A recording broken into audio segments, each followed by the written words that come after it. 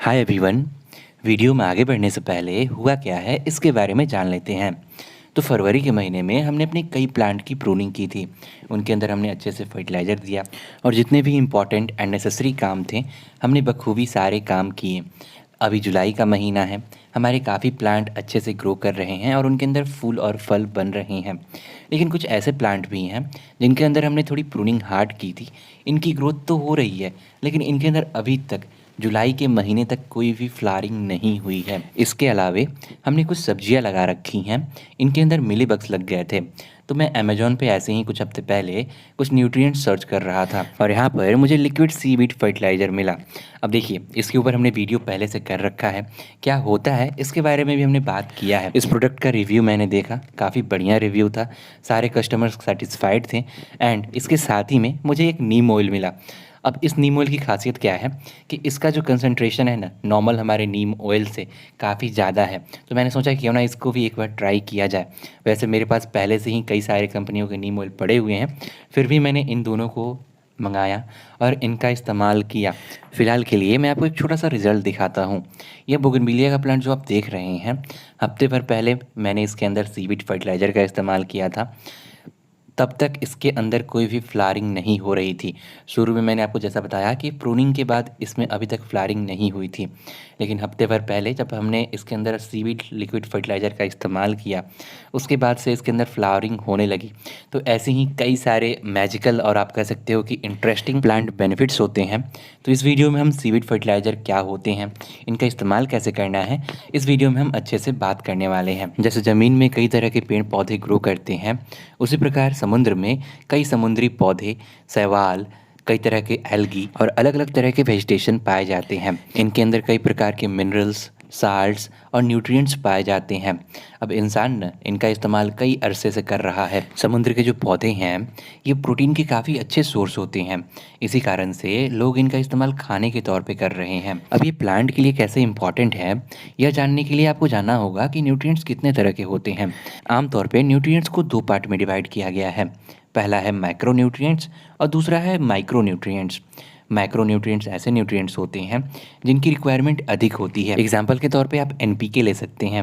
NPK के अंदर हमारे नाइट्रोजन, फॉस्फोरस और पोटेशियम आता है।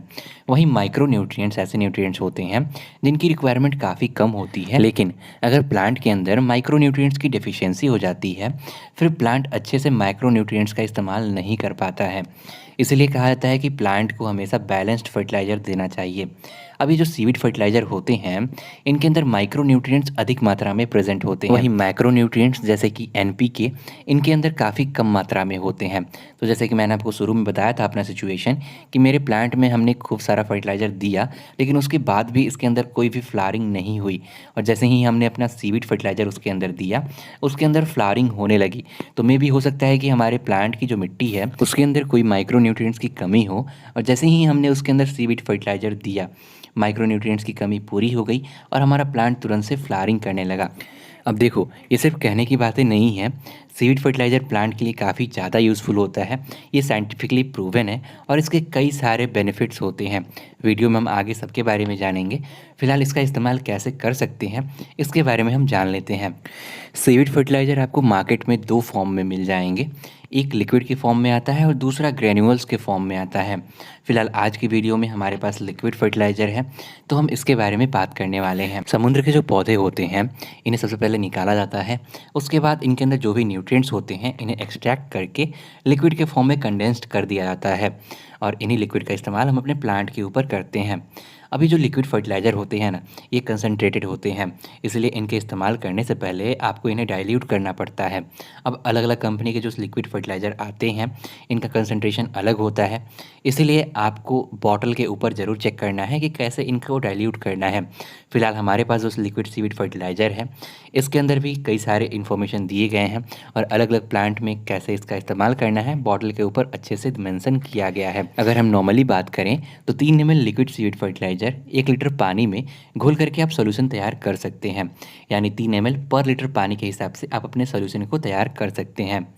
अब जो लिक्विड सीड फर्टिलाइज़र होते हैं ना, इनके कई बेनिफिट्स होते हैं। इसमें से एक बेनिफिट ये भी होता है कि हमारे जो प्लांट के अंदर जो फल और फूल बनते हैं ना, इनको ये काफ़ी ज़्यादा एनकरेज करता है। यानी अगर फल लगने वाले हैं तो फल का साइज़ बड़ा हो जाता है। फल का जो मिठास होता है, यानी जो फल का स्वाद होता है, इसे एनहांस करता है। और साथ ही में जो फूल होते हैं, फूल के कलर अच्छे से खिल कर आते हैं। दूसरा अगर बेनिफिट की बात करें तो अगर आप सीड लगाते समय लिक्विड सीड फर्टिलाइज़र का इस्तेमाल करते हैं तो सीड की जर्मिनेशन को भी ये काफ़ी हद तक बढ़ा देता है। इसके अलावा अगर प्लांट के ऊपर आप इसका रेगुलर इस्तेमाल करते हैं तो प्लांट के ऊपर जो पेस्ट लगते हैं या फिर जो कीड़े लगते हैं, इनका लगना भी कम हो जाता है। मिट्टी के ऊपर इस्तेमाल करने से मिट्टी का जो क्वालिटी होता है यह इम्प्रूव होता है, उसके अंदर पानी होल्डिंग कैपेसिटी बढ़ती है। साथ में जो मिट्टी के अंदर ह्यूमस कंटेंट होता है यह भी बढ़ता है। तो देखो, लिक्विड सीड फर्टिलाइज़र के कई सारे बेनिफिट्स होते हैं और कई ऐसे बेनिफिट्स भी हैं जिन्हें कि मैं आपको अगले वीडियो में या फिर आने वाले वीडियोज़ में अलग से बताऊंगा भी। तो फिलहाल अभी इनका इस्तेमाल कैसे करना है बेसिक तौर पे इसे जान लेते हैं। तो डब्बा हमने खोल लिया है और ध्यान रखिएगा कि जब आप इसे खोलिएगा ना, इस तरह से टाइट ढक्कन आता है इसके साथ में, इसे संभाल कर रखिएगा वरना ये बार बार गिरने लगेगा। तो इसमें से हम 3 ml निकाल लेते हैं और 1 लीटर पानी में इसे हम घोलेंगे और उसके बाद अपने प्लांट के ऊपर हम स्प्रे कर देंगे। तो यहाँ पर हमने 3 ml लिक्विड फर्टिलाइज़र निकाल लिया है। अब इसे हम 1 लीटर साफ़ पानी में डाल के मिक्स कर लेंगे। ध्यान रखिएगा कि जो कंसंट्रेशन है, आपका जो बॉटल होगा उसके अंदर लिखा हुआ होगा कि कितना में आपको तैयार करना है। कंपनी टू कंपनी जो तैयार करने का तरीका होता है या फिर कंसंट्रेशन होता है, ये वैरी करता है। तो आप एक बार ज़रूर कंफर्म हो लेना। तो इस तरह से हमें बॉटल में इसे डालना है और इसे अच्छे से मिक्स कर लेना है। थोड़ी देर आप इसे अच्छे से सेक कीजिएगा ताकि अच्छे से हमारा फर्टिलाइज़र मिक्स हो जाए। उसके बाद हम इसका इस्तेमाल कर सकते हैं। अभी जो लिक्विड सीविड फर्टिलाइज़र है ना, इसका इस्तेमाल हम 2 तरीके से कर सकते हैं। पहला, या तो हम इसे मिट्टी में दे सकते हैं और दूसरा, या तो हम इसके ऊपर अपने प्लांट के ऊपर इसका स्प्रे कर सकते हैं। तो फिलहाल मैं आपको पहले स्प्रे करके दिखाऊंगा, उसके बाद हम इसे मिट्टी में भी आपको कैसे देना है उसे बताएंगे। तो इसे हमने अपने स्प्रे बॉटल में फिल कर लिया है। इसके बाद हम इसे अपने प्लांट के ऊपर दे सकते हैं। अब जो लिक्विड सीड फर्टिलाइज़र होते हैं ना, इनका इस्तेमाल हम अपने सभी तरह के प्लांट के ऊपर कर सकते हैं। प्लांट के ऊपर आप स्प्रे सुबह में और शाम में कर सकते हैं।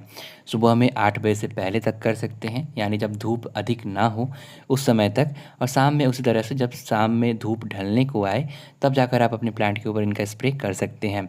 ध्यान रखिएगा कि स्प्रे से पहले आप प्लांट को एक बार पानी से सावर कर दें ताकि उसके ऊपर जो भी धूल मिट्टी हो वो निकल जाए और आपका जो सीविड फर्टिलाइज़र है ये अच्छे से काम कर पाए। तो इसी तरीके से आपको अपने सभी प्लांट के ऊपर इसका स्प्रे कर देना है।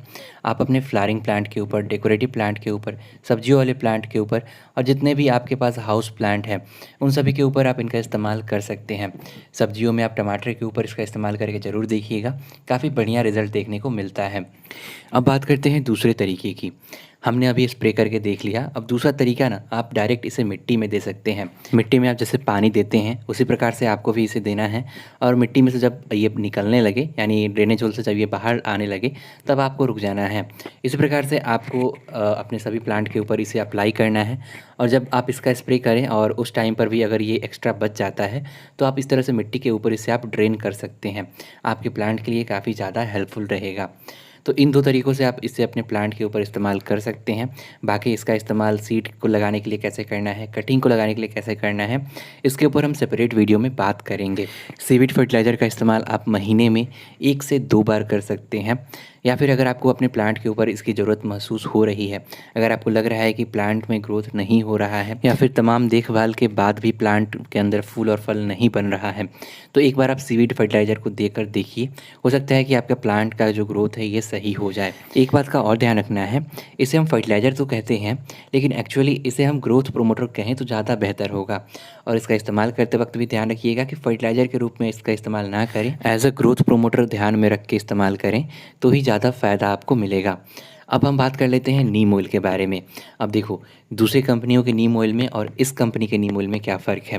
तो सबसे पहली बात, जो इसका कंसंट्रेशन है ना, यह 2500 ppm है, यानी 2500 ppm, जो कि थोड़ा ज़्यादा है। तो होपफुली जो दूसरे नॉर्मल नीम ऑयल होते हैं उनसे इसका कंसंट्रेशन अधिक होगा और ये ज़्यादा असरदार होगा।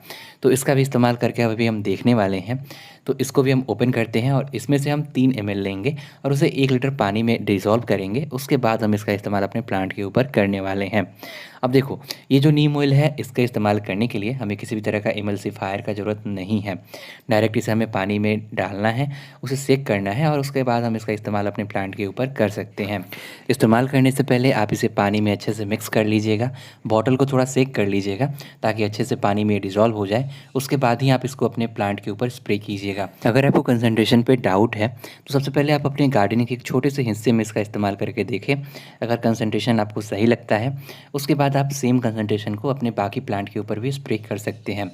अब जो नीम ऑयल होता है ना, ऐसा नहीं है कि जब आपके प्लांट के ऊपर पेस्ट लग जाएं उसके बाद ही इस्तेमाल करना है। आप पहले से भी टाइम टाइम पर अपने प्लांट के ऊपर एज अ प्रिकॉशनरी मेज़र इसका इस्तेमाल कर सकते हैं। फ़िलहाल हमारे पास कुछ भिंडी के प्लांट हैं, इनके अंदर मिलीबग्स लग गए थे, तो अभी हम इनके ऊपर इस्तेमाल करेंगे और फिर देखेंगे कैसा रिज़ल्ट हमें मिलता है। कुछ सिग्निफिकेंट रिज़ल्ट जो कि मैंने खुद नोटिस किया हमारे प्लांट में, जिनमें फ्लावरिंग नहीं हो पा रही थी, लिक्विड सीविड फर्टिलाइज़र के इस्तेमाल से इसमें फ्लावरिंग होने लगी है। जिसमें छोटे छोटे फ्लावर आते थे उसमें बड़े फ्लावर आ रहे हैं और उनकी क्वांटिटी थोड़ी बढ़ गई है पहले से। दूसरी बात, प्लांट के जो पत्ते डल दिखते थे, अब वही पत्ते पहले से ज़्यादा शाइनी और ग्रीन दिख रहे हैं। तो ये कुछ 4 से 5 दिनों का रिज़ल्ट है, चेंजेस है जो कि मैं आपको बता रहा हूँ। अगर हम नीम ऑयल की बात करें तो मैंने अभी तक कई कंपनियों के नीम ऑयल इस्तेमाल किए हैं, सभी का रिज़ल्ट ठीक ठाक ही रहता है, कोई ख़ास नहीं रहता है। लेकिन इस बार जो मैंने नीम ऑयल इस्तेमाल किया है, इसके एक बार के इस्तेमाल से ही हमारे सारे लगभग मिलीबग्स ख़त्म हो गए हैं। हमारा भिंडी का प्लांट पहले से ज़्यादा अच्छा दिख रहा है और सुरक्षित दिख रहा है। तो अगर आप नीम ऑयल इस्तेमाल करते हो या फिर अगर आपने कभी किया हो तो एक बार इस नीम ऑयल को ट्राई करना, इसे एक बार चांस देकर ज़रूर देखना, आपको डिफरेंस खुद पता लगेगा। तो अगर आप सीविड फर्टिलाइज़र परचेज़ करना चाहते हो या फिर नीम ऑयल परचेज़ करना चाहते हो या फिर अगर आप ऑर्गेनिक गार्डनिंग अपने यहाँ पर करते हो, प्रैक्टिस करते हो, तो एक बार इन प्रोडक्ट्स को ज़रूर ट्राई करना। अमेज़ॉन पर ये काफ़ी ईज़िली अवेलेबल है। डिस्क्रिप्शन में आपको इन प्रोडक्ट का लिंक मिल जाएगा, आप वहाँ से डायरेक्ट इन्हें परचेज़ कर सकते हैं। तो फिलहाल इस वीडियो में इतना ही। मुझे उम्मीद है कि वीडियो आपके लिए हेल्पफुल रही होगी। अगर आपने इन प्रोडक्ट का इस्तेमाल पहले किया हो तो आप अपना कमेंट या फिर फीडबैक नीचे ज़रूर बताना ताकि दूसरों को भी हेल्प हो सके। तो फिलहाल इस वीडियो में इतना ही। मेरा नाम है सौरभ, चैनल पर नए हो आपको पता है क्या करना है। बाय।